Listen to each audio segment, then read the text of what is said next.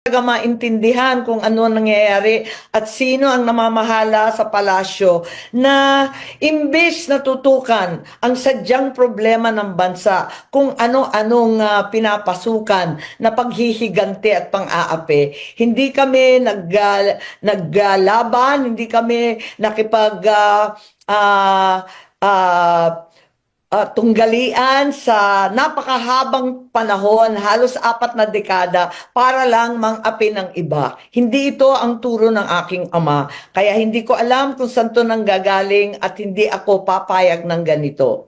So Alam hindi naman ninyo noon pa di ba? Hindi pa nakakaupo, inauguration pa lang, abala na ako sa smuggling ng agricultural product, abala na ako sa mga magsasaka at sa ating land reform. Abala na tayo dun sa Maharlika Fund, dun sa People's Initiative na babaguhin sa pamamagitan ng suhulan ng ating saligang batas. Abala na ako sa budget ng 2024 at 2025 kung saan linustay ng bonggang-bongga ang pera ng bansa.